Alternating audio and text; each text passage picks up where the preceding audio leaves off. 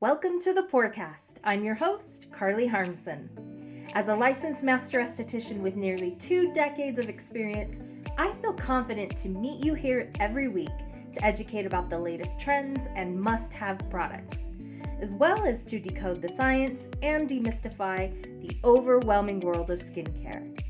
Whether you're a wide-eyed, curious beginner or you're a veteran skincare pro, this is the podcast for you.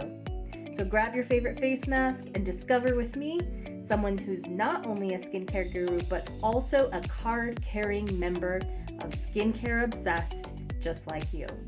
Get ready for this episode of the Porecast, starting now.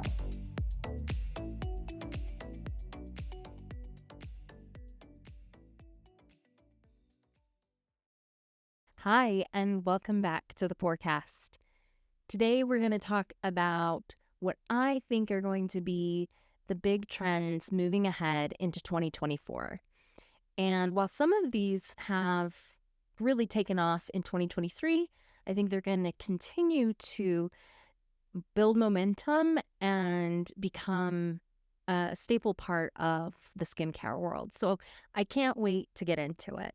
So the first thing being skin minimalism. And this is interesting because I've found this in over 20 years in the industry, that the beauty industry is very much like a pendulum. And when we go really hard in one area, just like a pendulum, it swings back to the other side.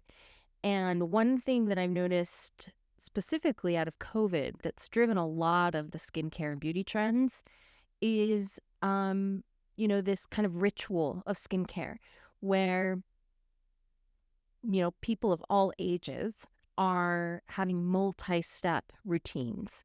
And don't get me wrong, as a professional esthetician, I love that.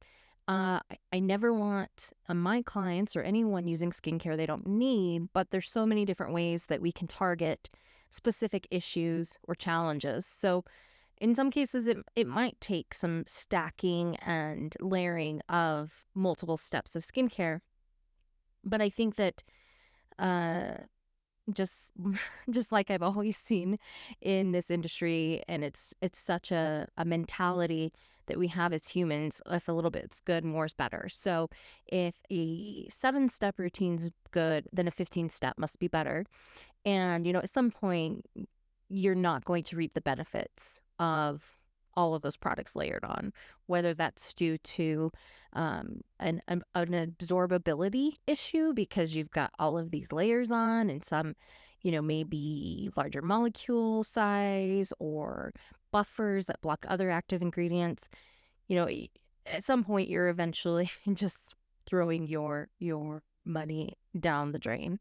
And so, we've seen this. I've seen recently a lot of interest and observation about these young Gen Alpha that are, storming Sephora and Ulta for skincare, and how brands like Drunk Elephant are really appealing to this group of users. And never before, ever in the history of time, has there been this large mass collective interest in skincare from tweens and younger. And so that is an interesting side note. I do think that this could be a topic for another day. I do think there's maybe a little ethical issue there.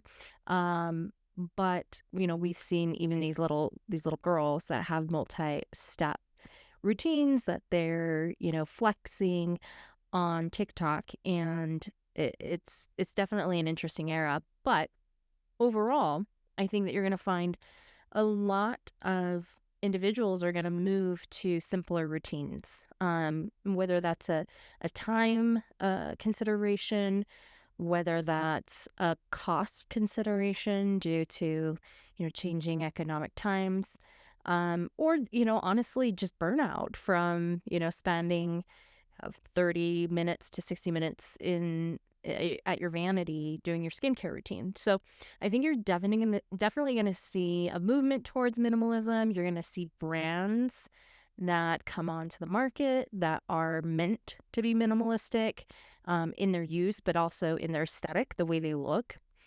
So I could see some brands coming on that are going to be like, 4-step routines, maybe with numbers 1, 2, 3, 4. This kind of happened early on in my career. There was some big brands that really marketed that way.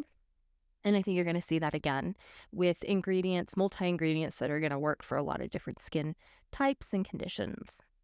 Number 2 is I think we're going to see more and more lifestyle and diet talk and consideration when it comes to the health of the skin and how it impacts the skin.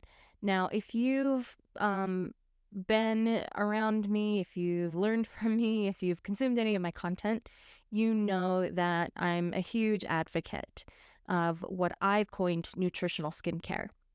I've seen recently on TikTok a big creator that is calling it internalized skincare. And so I think you're going to see more and more people jump on that bandwagon.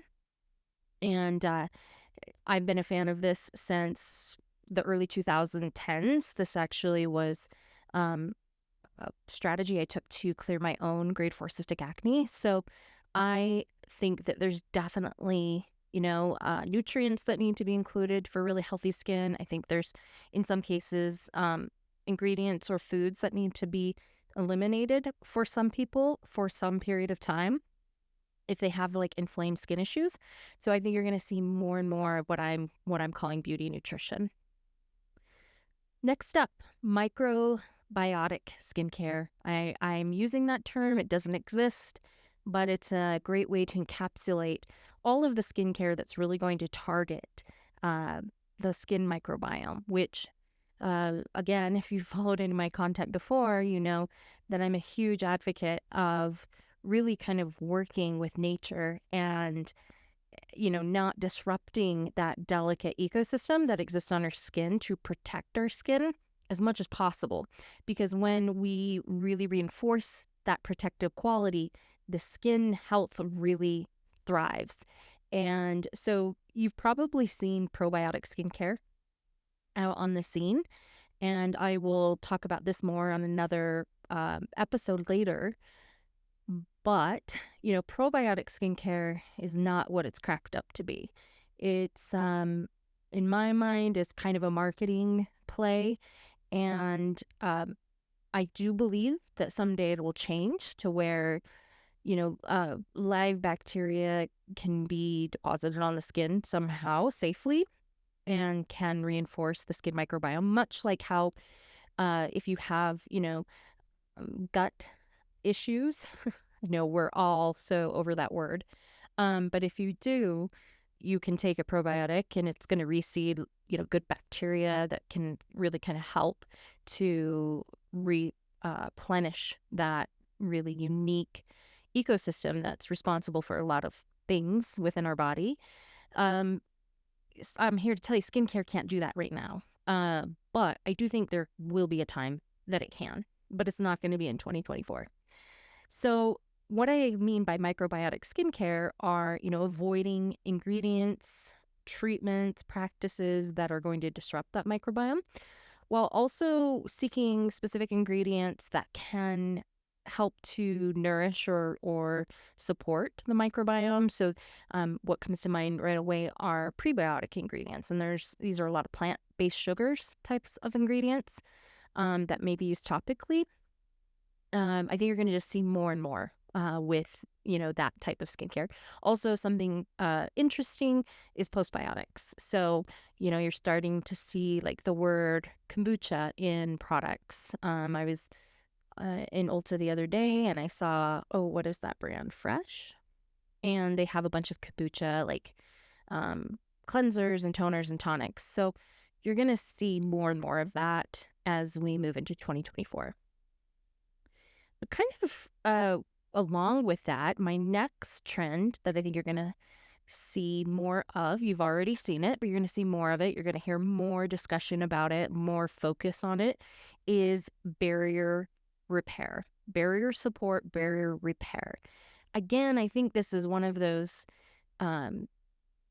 concepts that really came out of uh, well, barrier repair has always been around, but it's really rose to the forefront, I think, as a result of the obsession with, us as consumers over processing our skin, doing too much. So this kind of goes along with skin minimalism too, where, people are seeking out more simple, supportive, nourishing types of products that are going to help to repair the skin because they've overdone it with tretinoin, or, they were using the, I won't say the brand, but it's a red peel that you can just go get over the counter, a peeling solution that's just decimated the barrier of the skin.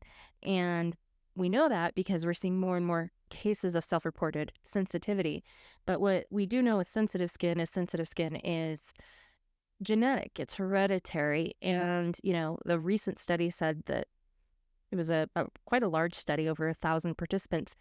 And it was a consumer perception study that indicated that 70% of these people, so over 700 of these people, reported their skin as sensitive. And we know statistically that 70% of the population is not a sensitive skin by genetics. And so what they're really saying is their skin is sensitized. And that means that, they've either done something to their skin topically, or the lack of, caring for the skin topically, other things like medication, environmental exposure, etc., can put the skin into a state of sensitivity. And that's a result of barrier disruption. So you're going to see more and more focus, maybe even entire protocols or devices, or even brands that are focused to barrier health. So next up is Sci-Fi Skincare. So I think that you're going to see more and more of kind of the ingredients. So they feel a little obscure, and a lot of people don't understand them or can wrap their mind around them. And these ingredients have been around for a while, but I think you're just going to see them more mainstream in the next year. And that's going to be ingredients that feature like stem cell conditioned media, growth factors, exosomes. You maybe have already heard of these, but I think you're going to see them more and more. They are somewhat controversial from a consumer perception standpoint, because for many people, it's not clear how we get them. They're human derived, although there are some animal derived variations now. And so people start to have questions about that. But I think you're going to see the explanation of, those ingredients, how they work, where they come from, in a more digestible way, where more and more consumers are going to get on board with it. And then I also think, along with the Sci-Fi Skincare, you're going to see it, and that, by the way, I think we might see some injectables of these things. And right now, you've probably heard of the vampire facial, which would feature plasma, or plasma-rich platelets, PRP, from an individual. You go and you get your blood drawn, and it gets spun out, and we get that plasma-rich platelets, and then we use it for microneedling, or right after microneedling. So you've already seen kind of some variation of this, but I think we're going to see maybe some injectables of this, if they're not at already. But they'll become more mainstream. So I think in addition to that, you're going to see more skincare tools, more high-tech skincare tools. There was one that I learned about more recently that kind of, through a lot of pressure, shoots skincare ingredients into the skin. So I think you're going to just see more and more things like that come onto the market in the next year or two. As well, sensory skincare. So this is my next prediction, is that you're going to see more sensory skincare. I feel like we saw a lot of this with like ice rolling, got really popular in 2023.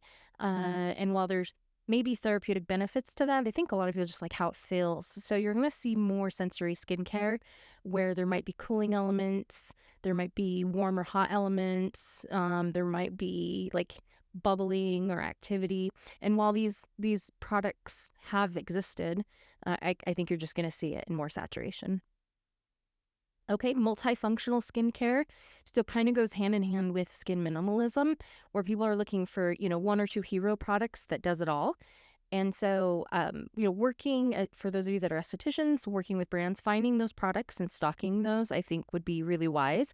And then as clients, those of you that are just really interested in skincare, when you can find a multifunctional product, let's say a good example of that might be like a cleanser that has maybe some exfoliating granules in it, and then maybe also has some enzyme or, some alpha hydroxy acids or hydroxy acids, that could be a multi-purpose product because you could obviously cleanse with it, you can exfoliate with it, and then you can mask with it. You can leave it on the skin for up to 10 minutes and you get a little bit of a more thorough and deeper exfoliation. So that, I think you're going to just see more and more of that. And then of course, serums, kind of for me as a workhorse, that's a place where I think that multi-function, multi-benefit ingredients come into play. So next is, I think you're going to see a return to fragrance in skincare. I think that fragrance has been villainized, and I'm not saying that I'm on board with fragrance. I'm not saying I'm not, but I will say that, it's going to be one of your top skincare allergens. If people have reactions to skincare, oftentimes it's the fragrance that's added. So a lot of people have been really seeking, fragrance-free inert formulas, the rise of CeraVe, Cetaphil. This is no coincidence to me. These are inert. They have they're free of a lot of those types of ingredients that reactive skin may struggle with. But I think you're going to find that consumers are, or those of you who are shoppers or beauty gurus, are maybe longing for that more aesthetic, experience where you're getting, a product that feels good, it finishes well on the skin, but it also smells really good too. So I think you're going to see a return of fragrance in skincare, and it's not going to be as villainized as it has been the last few years. All right, I've got two more. So I think we're going to see a return for facials in the treatment room. I really believe as a result of COVID, post-COVID, the beauty industry was really affected, where, out of necessity, many people turned to doing their skincare themselves because their local spa, their local esthetician was closed for a mandated period of time at the peak of COVID. And that started this DIY skincare movement that we've been in since 2020. And I think that you're going to notice that either you are, looking into getting in the treatment room for regular facials again, or if you're a professional, that you're going to have more clients returning for regular facials, or maybe even new clients coming in. Because with this sea of skincare that's very overwhelming, that professional voice really goes a long way, where the consumer is really going to be seeking, to have that professional opinion to personalize and customize their routine rather than going off of trending products online or beauty influencer recommendations. I think you're going to see that. But I think that the facial is going to change a little bit. It already has. I think it's going to be more, less of a cookie cutter facial. It's going to be more customizable and enhancements to the facial, rather than, charging additional for them, working them into your price so that you can really like choose appropriately for each client. So for example, LED dermaplaning, eye and lip enhancements. I think you're going to just see more of like kind of a, 50-minute facial, and everything that you need to do in that 50 minutes to really address the client's needs is what I think we're going to see that kind of shift. So less like an acne facial and an age corrective facial or a hydrating facial. It's going to be like stacking a lot of those tools, enhancements, and ingredients just to get kind of this ultimate facial experience. And then I think you're even going to see shorter treatment times. So, when I was coming up, we called these express facials.